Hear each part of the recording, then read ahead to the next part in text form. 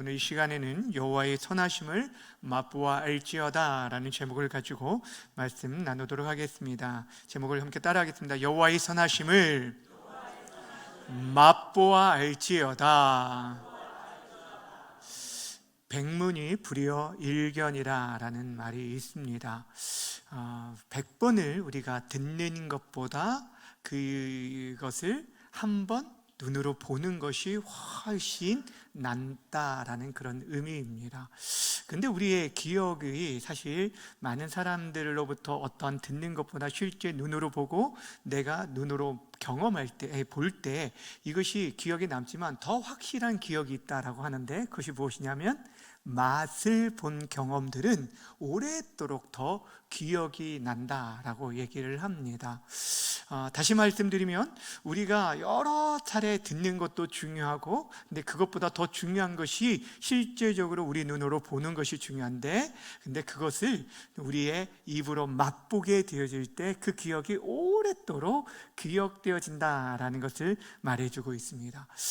우리 믿음의 생활 속에서도 마찬가지입니다. 우리가 하나님에 대한 기억은 어떤 듣는 것으로부터 일어나기도 하지만, 그 듣는 것을 넘어서 하나님의 일하심을 우리 눈으로 목도하게 되어질 때, 그리고 또 하나님의 베푸신 그 은혜를 우리가 맛보게 되어질 때, 그 인생 속에서 우리가 계속해서 우리가 하나님을 찾고 구하며 그 안에 거할 수 있게 되어진다라는 것입니다.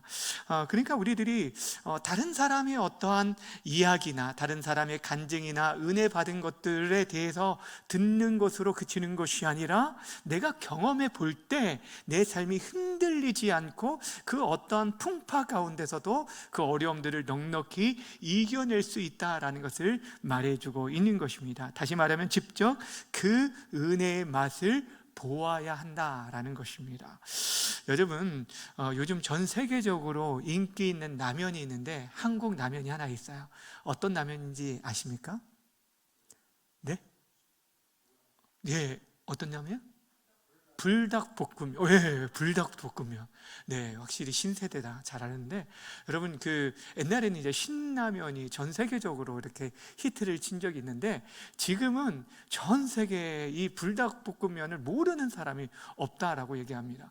근데 이 불닭볶음면 대해서 먹고 막 후기를 남기고 막 사람들이 그것들 오는데, 이게 굉장히 매운 맛이라고 하면서, 야, 이거 뭐 완전 입이 얼얼하다, 뭐하다, 뭐 그러면서 온몸이 불타는 것 같다, 눈물 콧물 다 쏟았다, 뭐 이런 후기들이 있어요. 근데 여러분, 그런 댓글들을 수백 번 읽는다고 해서 여러분 그 맛을 여러분이 알 수가 있나요? 그렇지 않죠. 예. 제가 이전에 제 아들이, 막내 아들이 집에서 이 불닭볶음면을 해 먹는데, 여러분, 라면이 뭐 매우면 얼마나 맵겠는가 해가지고 그 아들이 먹는 불닭볶음면을 한 젓가락 딱 맛을 보았을 뿐인데 입이 진짜 얼얼하더라고요. 그래가지고 야, 이런 거를 왜 먹나라고 할 정도로 너무너무 매웠던 기억이 납니다. 네, 무엇이냐면 그 맛이, 근데 지금도 그 맛이 생생하게 기억될 정도로 그 맛에 대한 그 느낌이 아직까지도 남아있는 것을 보게 됩니다. 무엇을 말하려고 하냐면, 우리의 신앙생활 속에서 하나님의 선하심에 대한 부분들을 우리들이 수없이 많이 듣지만, 그것이 듣음으로 끝나는 것이 아니라 내 삶 속에서, 내 치열한 삶의 현장 속에서 정말 하나님이 이런 분이구나, 정말 좋으신 분이구나, 그분의 선하심을 우리들이 경험해 보아야 우리 인생 속에서 정말 많은 그런 파도와 신앙의 그 만나는 문제 앞에서도 우리들이 계속해서도 한 길 가는 순례자로 이 길을 걸어갈 수 있다라는 것입니다. 중요한 것은 우리들이 이렇게 이 선하심을 맛보며 살아가는 것을 중요한데, 오늘 주인공, 본문의 주인공인 다윗이 우리에게 하나님의 그 선하심을 맛보아 알라라고 말해주고 있다라는 것입니다. 그렇다면 이 다윗이 어떤 상황 속에서 이 하나님의 선하심을 맛보았는지, 그리고 그 선하심을 계속적으로 맛보며 살아간다는 삶이 어떤 삶인지를 오늘 본문을 통해 좀 나누려고 합니다. 오늘 본문 시편 34편은 그가 어떤 배경 가운데 다윗이 이 시를 썼는지 아주 구체적으로 표제어에 나와 있음을 보게 됩니다. 표제어를 한번 보여주시면 뭐라고 나왔냐면, 다윗이 아비멜렉 왕의 앞에서 미친 채 하다가 쫓겨난 다음에 쓴 시다라고 얘기하고 있어요. 자, 여러분, 이게 무엇이냐면 지금 이 표제어만 읽어도 지금 이 다윗이 상황이 어떠했는지를 우리에게 잘 보여주고 있는데, 어찌 보면 다윗이 정말 숨기고 싶은 굉장히 처절한 그런 수치스러운 그런 순간을 담고 있습니다. 이것이 사무엘상 21장에 나온 내용인데 여러분이 어느 정도 그 배경을 알 수 있을 텐데 잠시 설명드리면 이렇습니다. 여러분, 당시 이 다윗은 사실 이스라엘의 영웅이었어요. 그렇죠? 그 골리앗을 이기고 나서 이 다윗의 그 입지가 굉장히 높아져서 여인들이 사울이 죽인 자는 천천히요, 다윗이 죽인 자는 만만이라라고 칭찬하게 되었고, 이 이후에 사울이 누구를 그렇게 질투했냐면 다윗을 그렇게 질투하게 되었어요. 얼마나 질투했냐면 죽이고 싶은 마음까지 들 정도였어요. 그리고 나중에는 실질적으로 무력을 행사하면서 그 수많은 군대들까지 동원해서 이 다윗을 죽이려고 쫓아다녔는데, 다윗이 피하다가 나중에 급기야는 어디로 피하게 되냐면, 피할 곳이 없다 보니까 어디로 피하게 되냐면 적군인 블레셋 왕에게 피하게 되어집니다. 여기 아비멜렉이라는 것은 이 블레셋 왕의 칭호예요. 우리나라 하면 대통령처럼 이 아비멜렉 왕이라고 하면은 그것을 말하는 거예요. 이게 지금 블레셋으로 피하게 됐어요. 원수, 여러분, 얼마나 지금 정말 피할 곳이 없으면, 오죽했으면 그렇게 적군에게 투항할 정도의 이런 모습이었을까요? 그런데 문제는 무엇이었냐면 그 신하들이 누구를 알아봤냐면 다윗을 알아보는 거예요. 그래서 아니, 이 사람은 우리의 그 장수였던 골리앗을 죽인 자가 아닙니까? 라고 하면서 자신의 정체가 발각되어지니까 이 다윗이 살기 위해서 택한 것이 무엇이냐면 미친 척하는 거였어요. 그래서 어떻게 하냐면 이 대문을요 손으로 팍팍 긁고 이 수염에 자신의 침을 질질 흘리면서 거의 미치광이의 모습을 드러내게 되어진 거예요. 그러니까 이때 이 모습을 본 가드왕 이 아기스가 뭐라고 하냐면, 아니, 이 나라에 미치광이가 부족해서 이런 사람을 나에게 끌고 왔느냐 하면서 그를 쫓아내게 된 거예요. 그 상황이에요. 자, 그런데 여러분 생각해 보세요. 이때 목숨을 건지고 나왔던 그 문을 나왔던 다윗의 마음이 어땠을까 한번 생각해 보세요. 그 감정이, 내가 왜 이런 신세까지 되었을까? 어떤 자괴감이 들지 않았을까요? 말할 수 없는 어떤 수치감을 느꼈을 거예요. 왜냐하면 다윗은 이미 차기 왕으로 사무엘을 통해서 무엇을 받았냐면 기름 부음을 받은 자가 되었기 때문에 자신이 이런 자인데 지금 이렇게 수치를 당하고 있으니, 여러분, 이 다윗이 겪었을 그 마음이 얼마나 심했을까요? 그럼에도 불구하고 놀라운 것은 무엇이냐면, 보통 사람이라면 이런 상황 속에서 하나님을 원망하거나 자신의 신세를 한탄하며 보냈을 텐데, 다윗은 그 수치스러운 구렁텅이에 나오자마자 하나님을 찬양하게 된 거예요. 오늘 시를 여러분들이 자세히 한번 읽어보시면 하나님을 높이고 찬양하면서 하나님께서 어떻게 자신의 인생 가운데 일하여 주셨는지를 고백하는 그런 모습을 보게 되어집니다. 무엇을 얘기하냐면, 그는 그 수치스러운 상황 속에서 벗어날 때 오히려 그 모든 어려움의 상황 속에서 하나님의 선하심을 맛보게 되어주는 거예요. 그래서 다른 사람들에게 얘기하는 거예요. 하나님의 선하심을 너희가 맛보아 알게 되라 라고 얘기를 하는 거예요.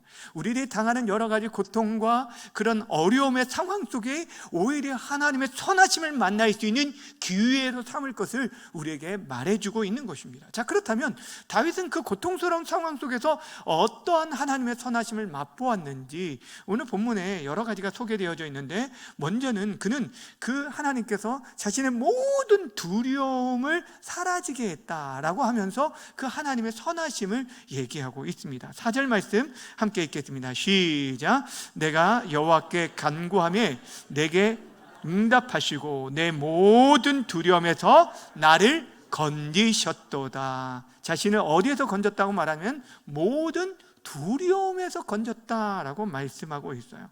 다윗이 하나님을 찬양하는 가장 중요한 이유 중에 하나가 바로 이것이었어요.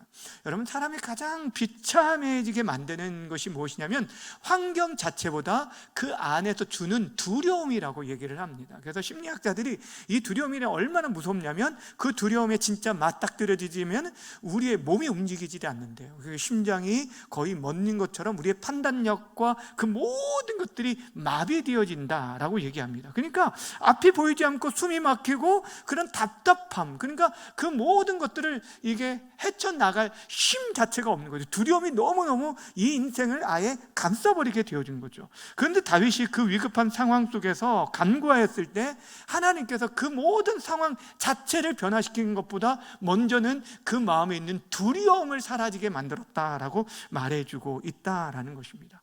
그 마음을 짓누르는 그 두려움, 그 모든 두려움을 사라지게 했다라고 말을 해줍니다. 사랑하는 여러분, 이것이 다윗이 맛본 하나님의 선하심이었습니다. 하나님은요, 때때로 우리의 인생에 부는 그 폭풍우를 아예 제거하시기도 하지만 또 많은 경우에 또 자주 이 폭풍 가운데서 그 폭풍 자체를 걷어가는 게 아니라 우리 마음을 이 폭풍 가운데서도 그 중심 안에 잔잔함을 허락해 주시고 평안을 주신다는 것. 그 모든 어려움 가운데서도 세상이 흔들리지 않는 그 하나님의 평안을 우리에게 허락하신다는 거예요. 내가 너와 함께한다. 두려워 말라. 내가 너를 붙들고 있다. 참으로 나의 의로운 손으로 너를 붙들리라 라고 하면서 우리의 그 폭풍 자체를 제거하지 않았지만 우리 마음에 세상이 주지 못하는 그런 평안을 주신다는 것. 그 음성을 듣는 순간 우리는 어떤 순간에도 평안하게 눕고 쉴 수가 있는 것입니다. 두 번째, 이 다윗이 경험한 하나님의 선하심은 바로 자신을 그 모든 환난에서 구원하신 하나님을 맛보게 되어진 거예요. 6절 말씀 함께 읽겠습니다. 시작. 이 공고한 자가 부르짖음에 여호와께서 들으시고 그의 모든 환난에서 구원하셨도다. 아멘. 앞에서는 모든 두려움에서 건져주셨고 이번에는 모든 환난에서 구원해 주셨다라고 얘기를 합니다. 다윗이 지금 곤고한 자라고 말한, 여기에 이제 자신을 얘기할 때 공고한 자, 이 공고라 한다는 단순히 가난한 자를 말하는 것이 아니에요. 더 이상 내 힘으로 어찌할 바를 도리가 없는 그런, 그러니까 요즘 말로 말하면 젊은 사람들이 뭐라고 하면 그 영혼이 탈탈 털린 그런 상태를 말하는 것, 완전히 바닥난 그런 상태를 말하는 것입니다. 정말 말로 할 수 없는 그런 상태, 정말 밑바닥까지 그런 상태에 놓여진 그런 상태에 빠져 있었는데, 그때 그가 하나님을 찾고 구하였을 때 하나님께서 그 모든 환난에서 그를 구원해 주셨다라고 말씀해 주고 있습니다. 여러분, 우리가 믿는 하나님은요, 우리의 눈에 보이지 않기 때문에 우리는 너무 멀리 계신 하나님으로 생각할 때가 많이 있어요.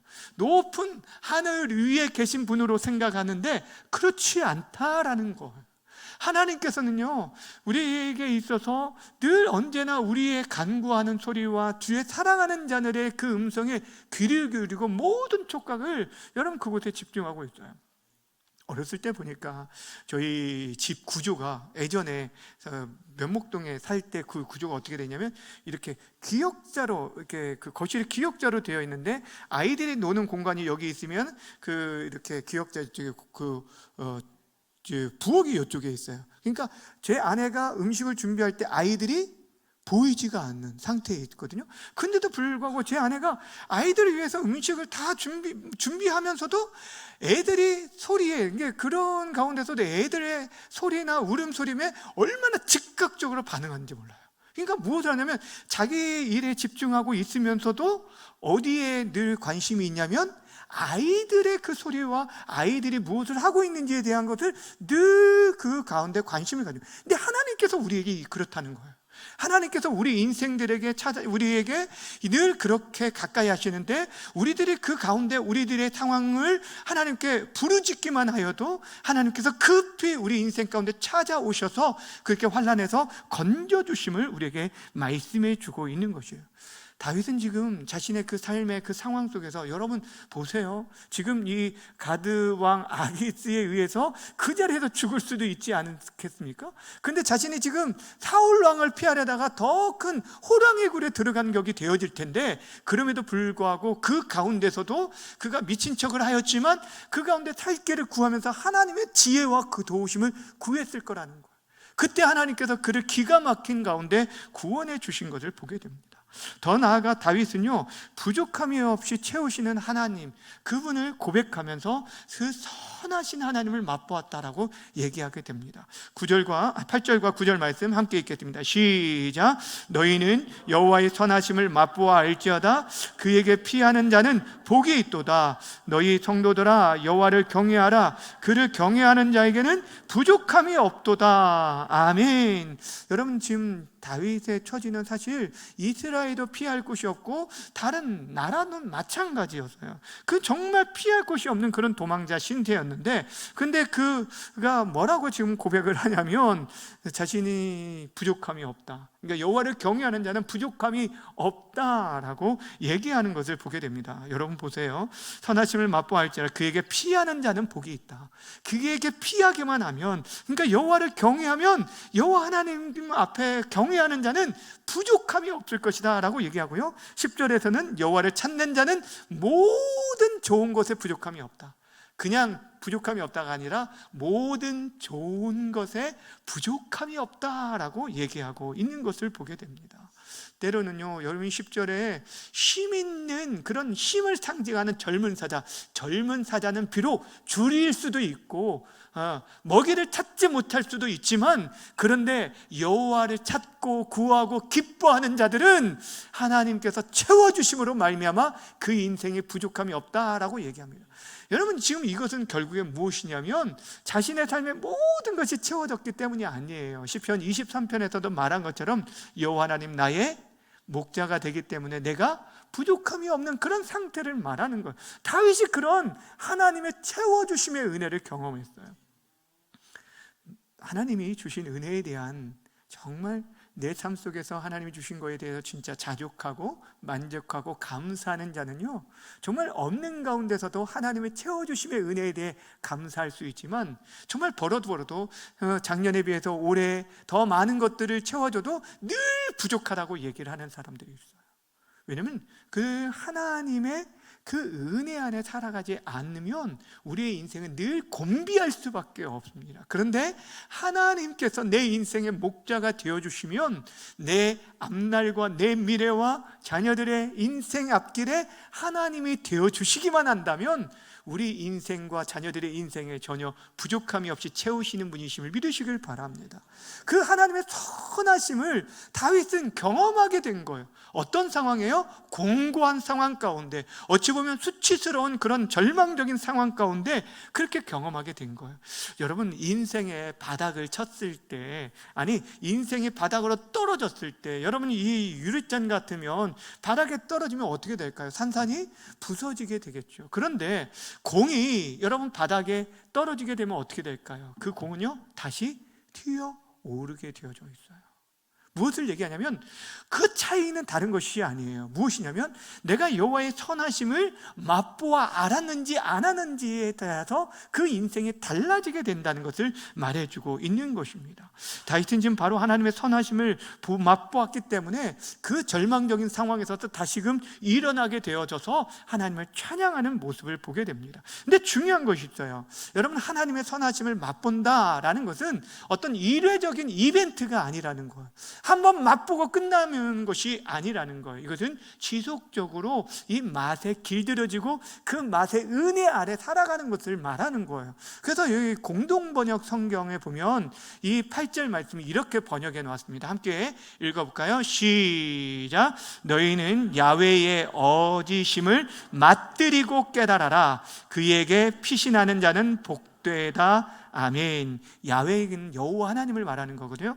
여호와의 어지심, 그 인자하심을 맛들이고 깨달아라. 맛들이라. 여러분, 맛들이, 그 맛을 알라라는 거예요. 맛들이라라는 거예요. 그 맛에 길들이라는 거예요. 그냥 말하는 거예요. 여러분 가운데 삭힌 홍어를 드시는 분이 혹 계시는지 모르겠어요. 여러분 그 전라도 사람이 아닌 이상 처음 그것을 드시는 분들은 거의 아주 뭐 코를 막 움켜쥐고 어떻게 사람이 이런 거를 먹냐라고 얘기하는데, 홍어 맛들이신 분들은 아마 지금 군침이 날 거예요. 저는 아주 지금 벌써 생각하니까 저녁 식사 전이어서 그런지 너무너무, 이게 삼합 이거 드셔본 분들 알겠지만 너무너무 맛있고 삭히면 삭힐수록 더 맛있는 이 홍어 맛 아는 분이 있어요. 근데 무엇을 얘기하냐면 하나님의 은혜, 그 기도의 깊이의 은혜를 맛본 사람, 찬양의 깊이를 아는 사람, 맛본 사람, 성경의 말씀의 그 맛을 아는 사람들은 여러분 그 은혜 안에 거하게 되어주는 거예요. 찬양하게 되어주고요, 절망 가운데서도 기도하게 되어주고요, 하나님의 말씀 앞에 나아가게 되어지는 거예요. 그 맛을 깃들이라는 거, 그 맛을 알라라고 지금 말해주고 있는 것입니다. 그렇다면 여러분 어떻게 우리가 하나님의 선하심을 맛볼 수 있을까요? 어떻게 나아갈 수 있을까요? 다윗이 그 선하심을 맛보았던 두 가지 비결을 오늘 본문은 두 가지로 두 가지를 이렇게 설명하고 있는데, 무엇이냐면 하나님을 찬양하는 삶을 통해서 나타난 거예요. 그것도 항상 하나님을 찬양하는 모습을 보았습니다. 여러분 1절 2절 말씀 한번 보세요. 1절 2절 시작. 내가 여호와를 항상 송축하며 내 입술로 항상 주를 찬양하미로다. 내 영혼이 여호와를 자랑하리니 공관자들이 이를 듣고 기뻐. 아멘. 여러분 보세요. 1절의 말씀 다시 한번 보여주시면 1절 다시 한번 보여주세요. 뭐라고 하냐면 내가 여호와를 송축하는데, 언제 송축한다고요? 언제 송축한다고요? 항상 송축하고 내 입술로 주를 찬양하는데, 언제요? 항상 주를 찬양한다. 그러면서 여호와를 자랑한다 라고 얘기를 하고 있는 걸 보게 됩니다. 여러분 지금 다윗이 자신의 상황에서 좋을 때만 그렇게 찬양한다 라고 얘기하지 않습니다. 항상 송축하고 찬양한다 라고 말하고 있습니다. 이것이 하나님의 선하심을 맛본 자의 삶의 모습이에요. 찬양하는 가운데 수많은 사람들이 하나님의 위로와 은혜들을 경험하게 되었고, 특별히 하나님의 얼마나 선하신 분인지, 얼마나 좋으신 분인지를 사람들이 경험하게 되어졌어요. 그래서 고백하며 찬양하게 되는 거예요. 여러분 시편에 지난번에도 말씀드렸지, 150편 가운데 절반가량이 누가 지은 시라고 했죠? 다윗이 지었는데, 다윗이 시를 잘 분석해 보면 여러분 그가 곤고하고 힘들고 어렵고 탄식되어지는 상황에 지은 시가 많을까요? 평안한 가운데 지은 시가 많을까요? 힘들고 어려울 때가 대다수예요.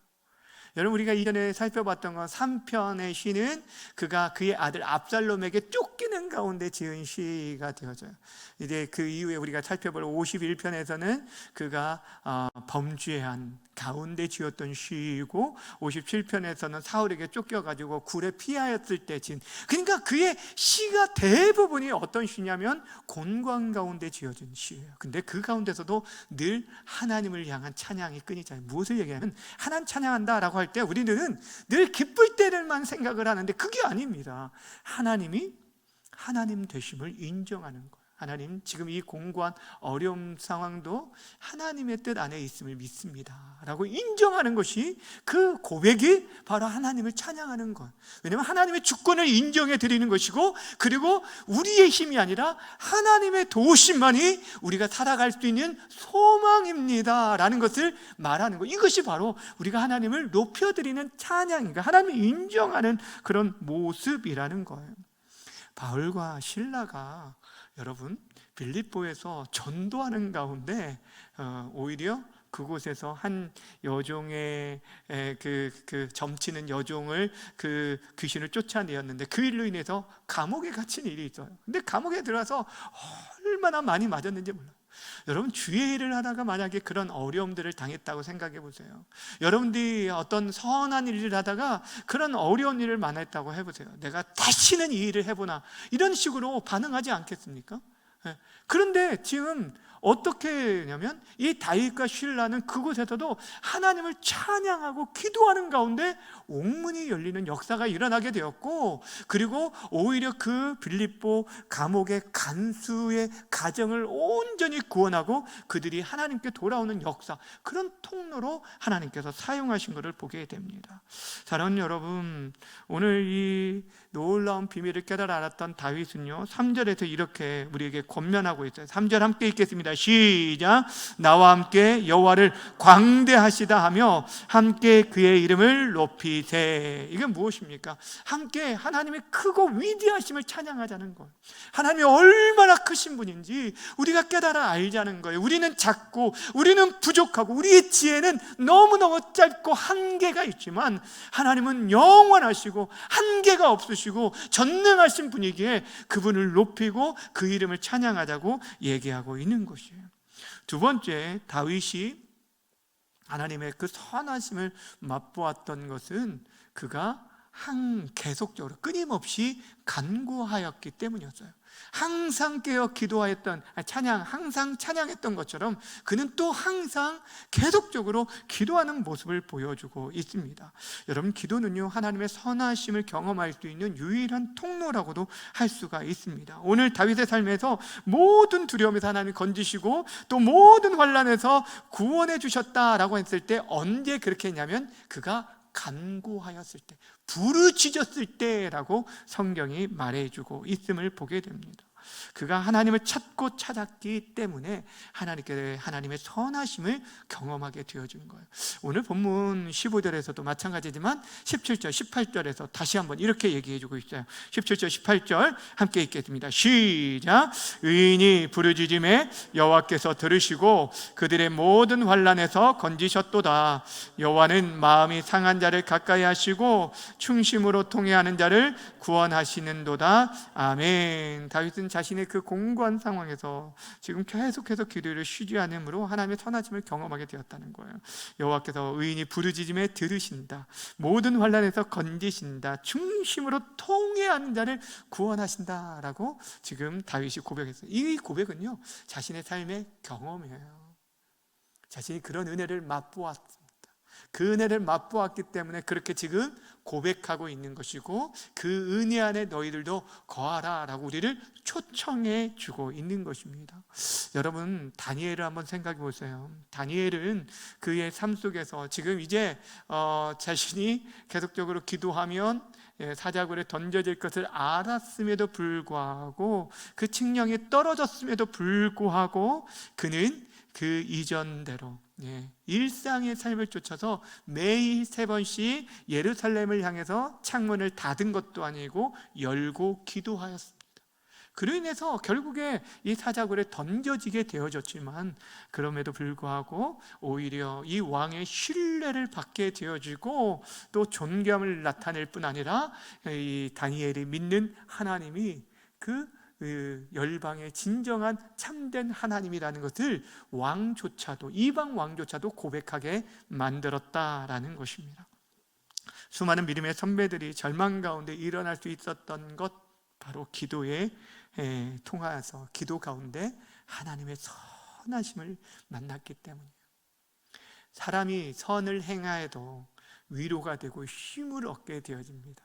누군가 우리에게 여러분 사랑을 베풀고 선을 행하기만 해도 우리의 마음이 녹아지고 풀어지게 되어지는데, 그런데 우리 인생의 그 밑바닥에 있을 때 누구도 우리를 알아주지 않고 우리를 위로해 주지 못할 때 여러분 기도하는 가운데 하나님의 선하심을 맛보게 되어지면 그 깊은 은혜 가운데 거하게 되어지면 여러분 우리들이요 그 모든 절망 속에서도요 우리 안에 탄식 가운데서도 찬양이 울려 퍼질 수 있다라는 거예요.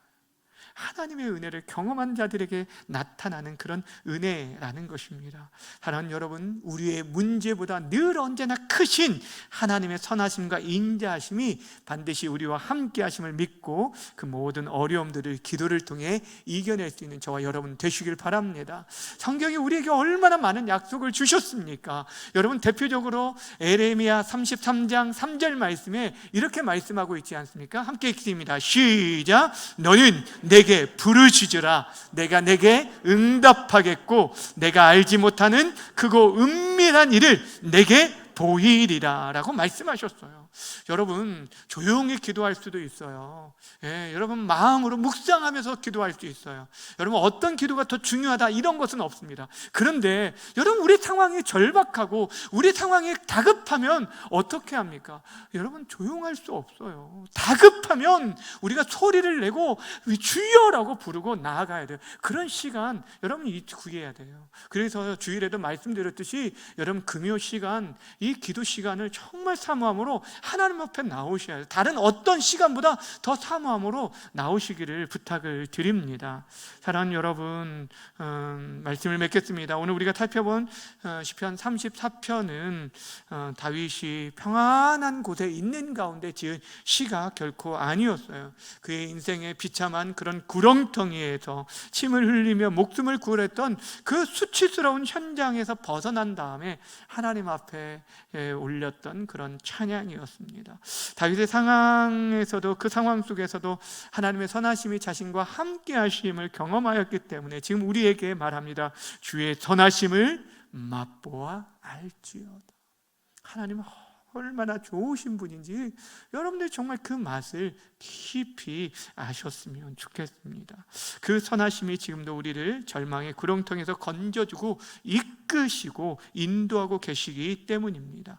여러분, 진정한 복은요, 한 번도 넘어지지 않고 실패하지 않는 것이 아니라 우리가 실패하고 넘어진 그 순간에서도 우리에게 선하신 하나님을 바라보며 일어날 수 있는 자, 늘 그 선하신 하나님과 동행하는 자, 이 사람이 진짜 복 있는 사람임을 기억하시길 바랍니다. 그리고 그 선하심을 알 때, 그 맛에 길들여지고 깃들어질 때 우리는 평생 하나님을 떠나지 않고 그 좋으신 하나님을 찬양하며 그 앞에 나아가게 되어지는 거예요. 이게 선순환이 이루어지는 거예요.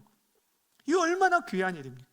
여러분, 우리 인생 가운데 계속해서 원망하고 또 탄식하고 또 그러다가 잠깐 회복되어지면 조금 안심하다 또 탄식하고, 이게 아니라 오늘 말씀처럼 곤관 가운데서도 계속적으로 하나님의 선하심 가운데 일어서는 거예요. 그곳에서도 찬양하는 거예요. 그곳에서도 기도하는 거예요. 그때마다 변함없이 우리의 모든 두려움에서 우리를 건져주시고 모든 환난에서 구원하시는 하나님, 우리의 인생의 부족함들을 채우시고 넉넉하게 부족함이 없게 하시는 하나님을 맛봄으로 인해서 우리들이 계속해서 우리 인생 속에서 어려움을 당할 때마다 또 하나님께 나아가고 또 나아가는 이 선순환이 우리의 신앙생활이 되어지기를 바랍니다.